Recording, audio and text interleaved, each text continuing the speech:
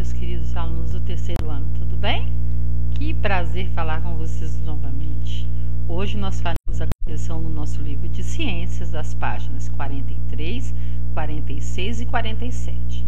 Acompanhem comigo para a gente fazer a correção direitinho e não deixar nada errado. Antes de mais nada, abra seu livro na página 40. Vamos dar uma recordada e iniciar o tema novo, que é o ciclo de vida. O ciclo de vida são as etapas de vida que todo ser humano, todo ser vivo tem, tá? Ou seja, você mesmo tem uma etapa de vida. Você não começou deste tamanho que você está, você começou um bebê. Então, começou um bebezinho, foi crescendo e está deste tamanho hoje, não é mesmo? Então, uma moça e um rapaz bem grande. E daqui uns anos vão estar maiores ainda, vão se tornar adultos. Isso é um ciclo de vida de vocês. O cachorrinho a mesma coisa, começa um bebezinho, o cachorrinho acabou de nascer, vira um bebezinho, e ele vai se desenvolvendo e vai crescendo ao longo da vida dele. Isso é o ciclo da vida. A borboleta, por exemplo, nós sabemos que ela forma o casulo, para chegar ao ponto de sair do casulo até virar uma borboleta. Então, é um ciclo de vida, são as fases de vida que o ser vivo passa. Então, vamos ver lá. Como nascem os animais? Os seres vivos têm a capacidade de se reproduzir, ou seja, conseguem originar outros seres semelhantes a eles. Mas você sabia que nem todos os animais nascem da mesma forma? Então vamos observar aqui. O bebê, ele nasce da barriga da mãe. Os filhotes também. Mas nós temos, por exemplo, pintinhos que nascem de ovos. Então nem todos os seres vivos, eles vão nascer da mesma forma. Não é verdade? Então continua acompanhando comigo para a gente fazer a leitura. Vamos observar esse ciclo. Esse ciclo vai entender direitinho a trajetória, ou seja, as fases. Então, o ciclo é um conjunto de eventos que acontecem sempre na mesma sequência. É um exemplo que, no caso, é o ciclo do dia e da noite, tá? Como você pode ver nas imagens. Então, por exemplo, amanheceu, começou o dia. Veio o dia certinho, aquelas nuvens se afastam, fica só o sol brilhando. Já começa a anoitecer, o sol já começa a se pôr, já começa a escurecer. E chega a noite, onde o sol já não brilha mais e já fica tudo escuro. Ao amanhecer, o sol aparece no horizonte. Ao longo do dia, ele parece se movimentar no céu, até que no anoitecer ele se põe e a noite começa. Depois de algumas horas, o sol reaparece, reiniciando o ciclo. Ou seja, amanheceu, o sol firmou, começou a se pôr, se pôs, veio a noite. Passa a noite, começa o sol de novo amanhecendo. E esse é um ciclo, são as fases que elas acontecem na mesma ordem. Você não tem como, por exemplo, no ciclo de vida de um pintinho virar uma galinha para depois virar um pintinho. Vai virar um pintinho para depois virar uma galinha. Então, obedece a sequência nessas ordens. Nenhuma ordem passa na frente da outra. Outro exemplo de ciclo de vida, que é o conjunto de etapas pelas quais um ser vivo passa ao longo da vida até a morte. No caso dos animais, eles nascem, crescem, se reproduzem e depois morrem. O único animal da natureza que tem a escolha de se reproduzir ou não é o homem. Ele pode escolher ter filhos ou não, mas os outros animais pela natureza não. É o mesmo ciclo, eles nascem, crescem, reproduzem e morrem. Essa sequência é natural, todo mundo passa por elas. Agora, escolha um animal que você goste e represente aqui, no meio dos desenhos, as etapas. Então, você ia desenhar ele pequenininho, depois um pouquinho maior, depois um pouquinho mais e depois ele adulto. Você escolheu o animal que você gostaria, pode ser um gato, um cachorro, uma borboleta, sem problema.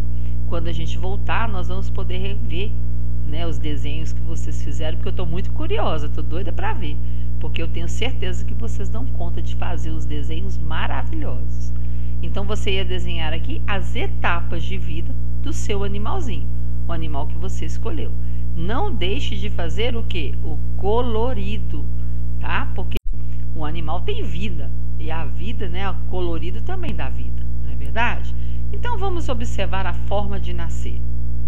Acompanhe comigo. Animais que nascem de ovos.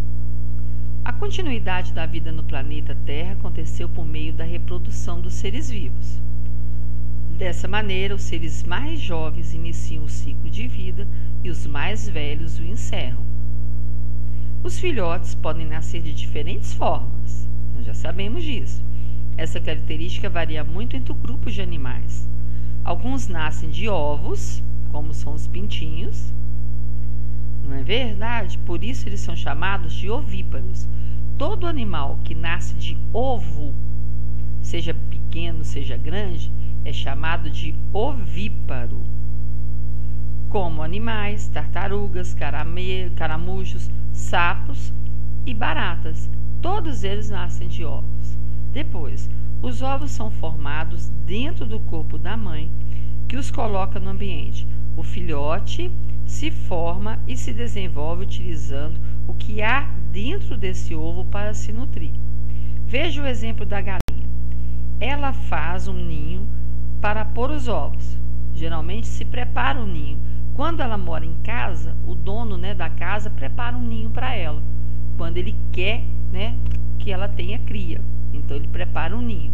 Se por acaso ela estiver solta no mato, ela mesmo produz com o que ela tiver na natureza o próprio ninho dela. Depois, ela prepara um ninho bem bonito.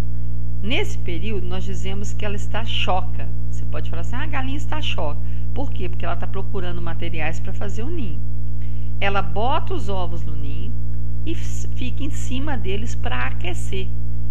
Ela vai passar o calor do corpo dela para os ovos.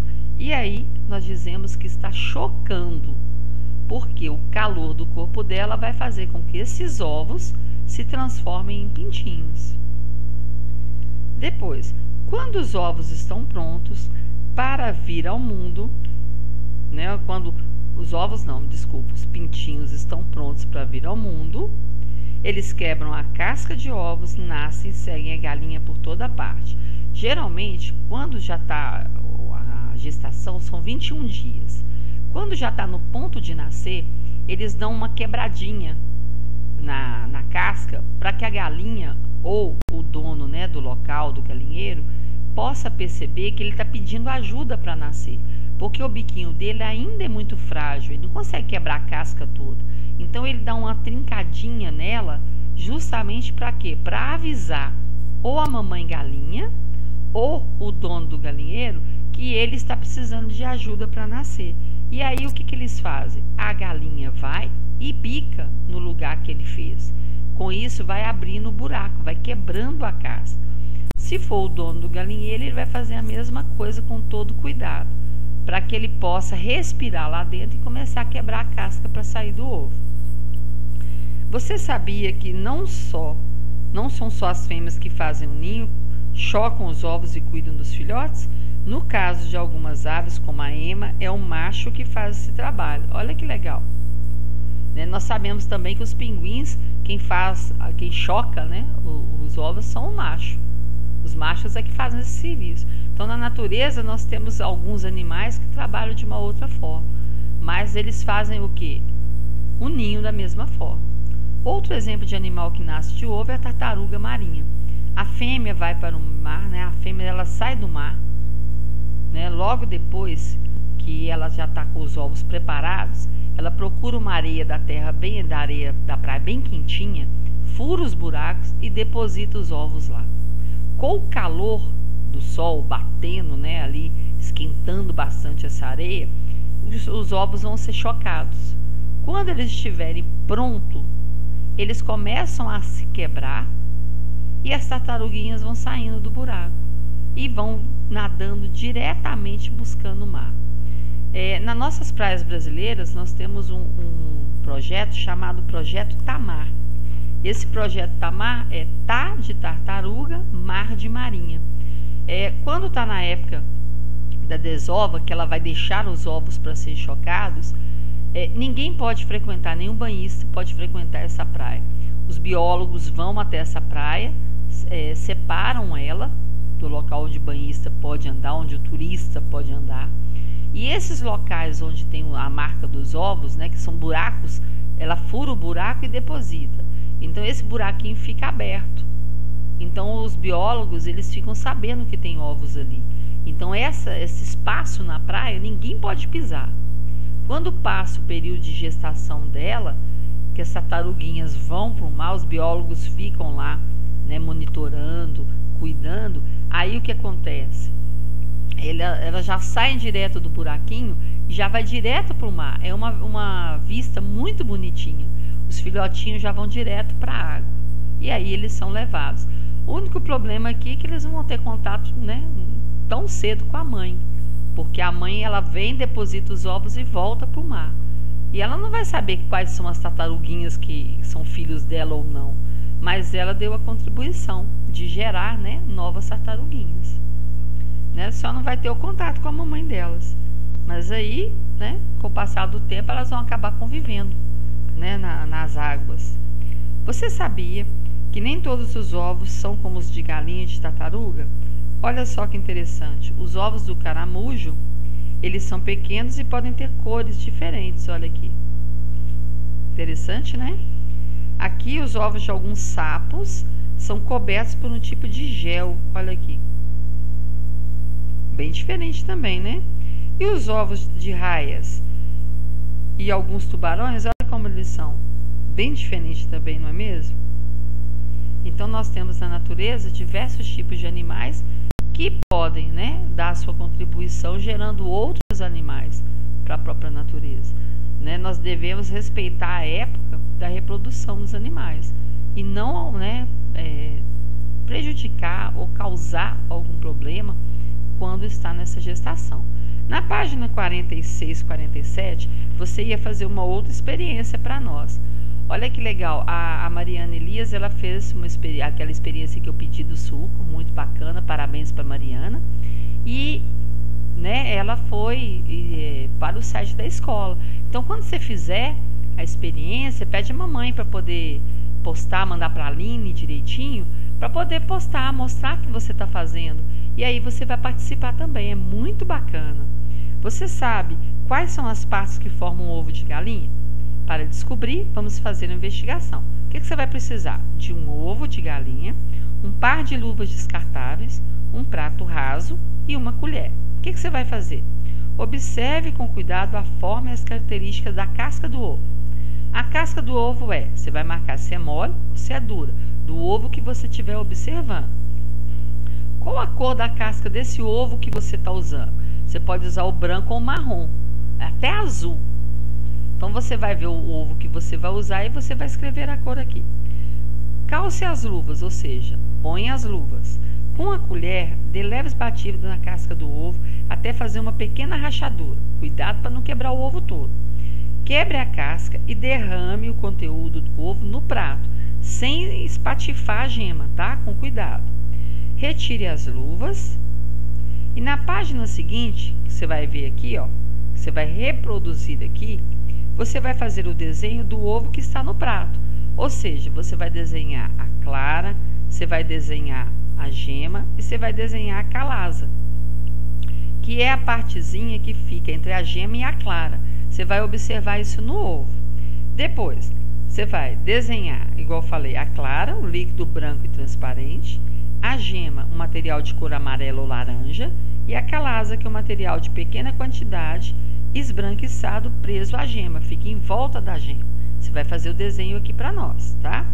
Com a ajuda de um adulto, você vai pesquisar para que serve cada uma dessas partes. A casca, a clara, a gema e a calaza. E vai anotar aqui para nós. Né? Você fez a sua experiência, então você ia anotar.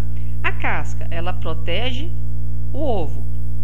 A clara, ela protege o filhote dos possíveis choques e ela fornece os nutrientes que o pintinho vai ter, né? Que vai precisar, você vai ter através da clara. Depois, a gema. A gema, ela fornece nutrientes também para fortalecer o animalzinho que vai nascer. E a calaza, ela deixa a gema sempre perto do meio do ovo, rodeada da clara. Ou seja, quando você vê um ovo, você sempre vê a gema amarelinha aqui no meio e em volta dela você vê a parte branquinha, que é o quê? Em volta dela é a calaza, que fica entre a gema e a clara. Na hora que você fizer a experiência, pede a mamãe para bater a foto, combinado? Se você não fez, se você puder fazer outra, e depois você frita o ovo, combinado? Um grande beijo para você e até a próxima!